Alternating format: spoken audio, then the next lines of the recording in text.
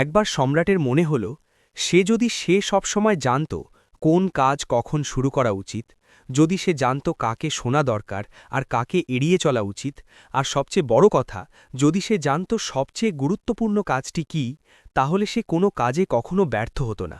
এমন চিন্তা তার মনে আসার পর তিনি সারা রাজ্যে ঘোষণা দিলেন যে কেউ তাকে শেখাতে পারবে কোন কাজ কোন সময় করা উচিত, কারা সবচেয়ে প্রয়োজনীয় মানুষ এবং কিভাবে জানা যাবে সবচেয়ে গুরুত্বপূর্ণ কাজ কোনটি, তাকে তিনি বড় পুরস্কার দেবেন।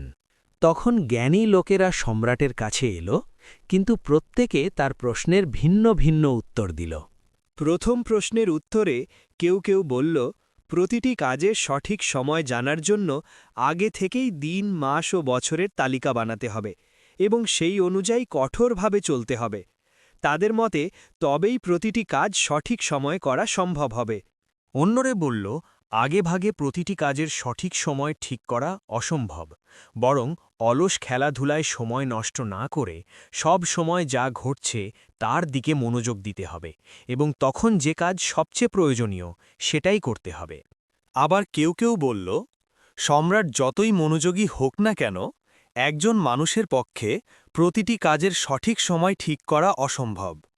তার উচিত জ্ঞানী লোকদের একটি পরিষদ গঠন করা, যারা তাকে প্রতিটি কাজের উপযুক্ত সময় নির্ধারণে সাহায্য করবে। তবে আবার কেউ কেউ বলল, কিছু বিষয় আছে যা পরিষদের সামনে উপস্থাপন করার জন্য অপেক্ষা করা যায় না, বরং সাথে সাথে সিদ্ধান্ত নিতে হয় তা করা হবে কি না। কিন্তু সিদ্ধান্ত নিতে হলে আগে থেকে জানতে হবে কি ঘটতে চলেছে, আর তা শুধু জাদুকরেরাই জানে। তাই প্রতিটি কাজের সঠিক সময় জানতে হলে জাদুকরদের সঙ্গে পরামর্শ করা উচিত। দ্বিতীয় প্রশ্নের উত্তরে মতামতও ছিল নানা রকম। কেউ বলল সম্রাটের সবচেয়ে প্রয়োজন মন্ত্রীরা, কেউ বলল পুরোহিতরা, কেউ বলল চিকিৎসকরা, আবার কেউ বলল যোদ্ধারাই সবচেয়ে জরুরি। তৃতীয় প্রশ্নের উত্তরে সবচেয়ে গুরুত্বপূর্ণ কাজ কি, কেউ বলল বিজ্ঞানের উন্নতি সবচেয়ে জরুরি, কেউ বলল যুদ্ধ কৌশল, আবার কেউ বলল ধর্মীয় উপাসনাই সবচেয়ে গুরুত্বপূর্ণ। সব উত্তর ভিন্ন হওয়ায় সম্রাট কারোর সঙ্গেই একমত হলেন না এবং কাউকেই পুরস্কার দিলেন না। কিন্তু প্রশ্নগুলির সঠিক উত্তর জানার প্রবল ইচ্ছা থেকে তিনি এক সন্ন্যাসীর সঙ্গে দেখা করার সিদ্ধান্ত নিলেন, যিনি তার প্রজ্ঞার জন্য বিখ্যাত ছিলেন। সন্ন্যাসী একটি জঙ্গলে বাস করতেন, যা তিনি কখনও ছেড়ে যাননি, এবং তিনি সাধারণ মানুষ ছাড়া অন্য কাউকে সাক্ষাৎ দিতেন না। তাই সম্রাট সাধারণ পোশাক পরে নিলেন এবং সন্ন্যাসীর কুটিরে পৌঁছানোর আগে ঘোড়া থেকে নেমে তার দেহরক্ষীদের পেছনে লেখে একাই এগোলেন। সম্রাট কাছে পৌঁছালে দেখলেন সন্ন্যাসী তার কুটিরের সামনে মাটি খুঁড়ছেন। সম্রাটকে দেখে তিনি অভিবাদন জানালেন এবং আবার খুঁড়তে লাগলেন। সন্ন্যাসী ছিলেন দুর্বল ও বৃদ্ধ, তাই প্রতিবার কোদাল মাটিতে ঢুকিয়ে একটু মাটি উল্টে দিলে তিনি ভারী শ্বাস ফেলছিলেন। সম্রাট কাছে গিয়ে বললেন, হে জ্ঞানী সন্ন্যাসী, আমি আপনার কাছে এসেছি ৩টি প্রশ্নের উত্তর জানার জন্য। কিভাবে আমি সঠিক সময়ে সঠিক কাজ করতে শিখব? কারা আমার কাছে সবচেয়ে প্রয়োজনীয় মানুষ যাদের আমি অন্যদের চেয়ে বেশি মনোযোগ দেব?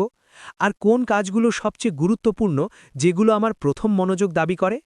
সন্ন্যাসী সম্রাটের কথা শুনলেন, কিন্তু কিছুই বললেন না। কেবল হাতের তালুতে থুতু মাখলেন এবং আবার খুঁড়তে শুরু করলেন। আপনি ক্লান্ত, সম্রাট বললেন। আমাকে কোদালটা দিন, আমি কিছুক্ষণ আপনার হয়ে কাজ করি। ধন্যবাদ, বললেন সন্ন্যাসী, এবং কোদালটা সম্রাটের হাতে দিয়ে মাটিতে বসে পড়লেন।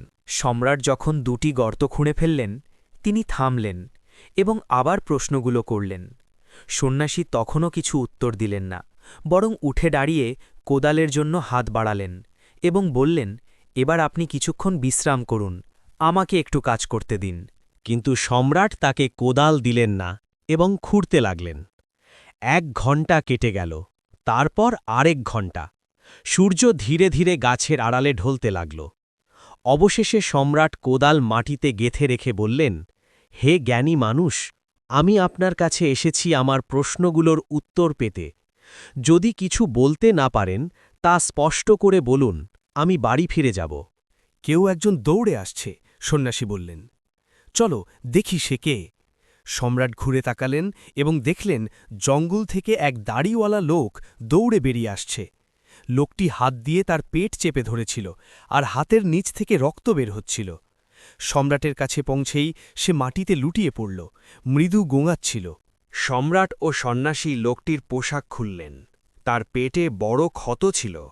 সম্রাট যতটা সম্ভব ক্ষত ধুয়ে ফেললেন এবং নিজের রুমাল ও সন্ন্যাসীর তোয়ালে দিয়ে বাঁধলেন। কিন্তু রক্ত থামছিল না, তাই সম্রাট বারবার রক্তে ভেজা ব্যান্ডেজ খুলে ক্ষত ধুলেন এবং নতুন করে বাঁধলেন। অবশেষে রক্তপাত থামল। লোকটি জ্ঞান ফিরে পেল এবং কিছু পান করার জন্য চাইল। সম্রাট তাকে টাটকা জল এনে দিলেন। এদিকে সূর্য ডুবে গিয়েছিল এবং আবহাওয়া ঠান্ডা হয়ে এসেছিল, তাই সম্রাট সন্ন্যাসীর সাহায্যে আহত লোকটিকে কুটিরে নিয়ে গিয়ে শয্যায় শুইয়ে দিলেন। শয্যায় শুয়ে লোকটি চোখ বন্ধ করল এবং শান্ত হয়ে গেল। কিন্তু সম্রাট সারাদিন হাঁটার পর এবং কঠোর পরিশ্রমে এত ক্লান্ত হয়ে পড়েছিলেন যে কুটিরের দোরগোড়ায় বসেই ঘুমিয়ে পড়লেন এবং ছোট্ট গ্রীষ্মরাতটা গভীর ঘুমে কেটে গেল। সকালে ঘুম ভাঙলে কিছুক্ষণ লেগে গেল তার মনে পড়তে তিনি কোথায় আছেন, আর বিছানায় শুয়ে যে অচেনা দাড়িওয়ালা লোকটি উজ্জ্বল চোখে তার দিকে তাকিয়ে আছে সে কে? আমাকে ক্ষমা করুন, দাড়িওয়ালা লোকটি দুর্বল কণ্ঠে বলল, যখন দেখল সম্রাট জেগে উঠেছেন এবং তার দিকে তাকিয়ে আছেন।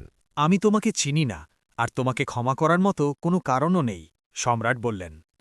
আপনি আমাকে চিনেন না, কিন্তু আমি আপনাকে চিনি।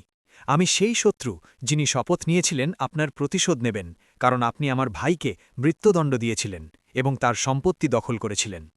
আমি জানতাম আপনি একাই সন্ন্যাসীর কাছে এসেছেন, তাই ঠিক করেছিলাম ফেরার পথে আপনাকে হত্যা করব। কিন্তু সারাদিন কেটে গেল, আপনি ফিরলেন না। তখন আমি আমার ওত পেতে থাকা জায়গা থেকে বেরিয়ে আপনাকে খুঁজতে আসি এবং আপনার দেহরক্ষীদের সামনে পড়ি। তারা আমাকে চিনে ফেলে এবং আমাকে আহত করে। আমি তাদের কাছ থেকে পালিয়ে আসি, কিন্তু আপনি যদি আমার ক্ষত বাঁধন না দিতেন তবে আমি রক্তক্ষরণে মারা যেতাম। আমি আপনাকে হত্যা করতে চেয়েছিলাম, আর আপনি আমার জীবন বাঁচিয়েছেন। এখন যদি আমি বেঁচে থাকি আর আপনি যদি চান, তবে আমি আপনার সবচেয়ে বিশ্বস্ত দাস হয়ে আপনাকে সেবা করব, আর আমার ছেলেদেরও তাই করতে বলবো। আমাকে ক্ষমা করুন। সম্রাট খুব খুশি হলেন যে এত সহজেই তার শত্রুর সঙ্গে মিটমাট হয়ে গেল, আর তিনি বন্ধুও পেলেন। তিনি শুধু তাকে ক্ষমা করলেন না, বরং বললেন তার নিজের চিকিৎসক ও দাসদের পাঠিয়ে তাকে দেখাশোনা করবেন আর তার সম্পত্তিও ফিরিয়ে দেবেন। আহত লোকটির কাছ থেকে বিদায় নিয়ে সম্রাট বারান্দায় বেরিয়ে এসে সন্ন্যাসীকে খুঁজলেন।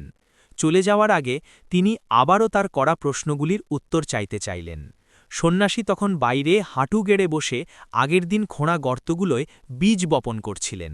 সম্রাট কাছে গিয়ে বললেন, শেষবারের মতো, হে জ্ঞানী ব্যক্তি, আমি আপনাকে অনুরোধ করছি আমার প্রশ্নগুলোর উত্তর দিন। আপনি ইতিমধ্যেই উত্তর পেয়ে গেছেন, সন্ন্যাসী বললেন, তার পাতলা পায়ে ভর দিয়ে ঝুঁকে বসেই, আর সম্রাটের দিকে তাকালেন যিনি তার সামনে দাঁড়িয়েছিলেন। কিভাবে উত্তর পেলাম? আপনি কি বোঝাতে চাইছেন? সম্রাট জিজ্ঞেস করলেন। আপনি কি বুঝতে পারছেন না? সন্ন্যাসী উত্তর দিলেন। যদি গতকাল আপনি আমার দুর্বলতার প্রতি দয়া না দেখাতেন আর আমার জন্য এই গর্তগুলো না খুঁড়তেন, বরং নিজের পথে চলে যেতেন, তবে ওই লোক আপনাকে আক্রমণ করত, আর আপনি অনুতপ্ত হতেন যে আমার সঙ্গে থাকেননি। তাই সবচেয়ে গুরুত্বপূর্ণ সময় ছিল যখন আপনি গর্ত খুঁড়ছিলেন। আমি তখন সবচেয়ে গুরুত্বপূর্ণ মানুষ ছিলাম, আর আমাকে ভালো করাই ছিল আপনার সবচেয়ে জরুরি কাজ। এরপর যখন ওই লোক আমাদের দিকে দৌড়ে এলো, তখন সবচেয়ে গুরুত্বপূর্ণ সময় ছিল যখন আপনি তার যত্ন নিচ্ছিলেন, কারণ আপনি যদি তার ক্ষত বেঁধে না দিতেন তবে সে আপনার সঙ্গে শান্তি স্থাপন না করেই মারা যেত। তাই সে তখন সবচেয়ে গুরুত্বপূর্ণ মানুষ ছিল, আর আপনি যা করলেন তার জন্যই তা আপনার সবচেয়ে জরুরি কাজ ছিল। তাহলে মনে রাখুন, একটাই সময় সবচেয়ে গুরুত্বপূর্ণ, এখন, কারণ এটাই একমাত্র সময় যখন আমাদের হাতে ক্ষমতা আছে।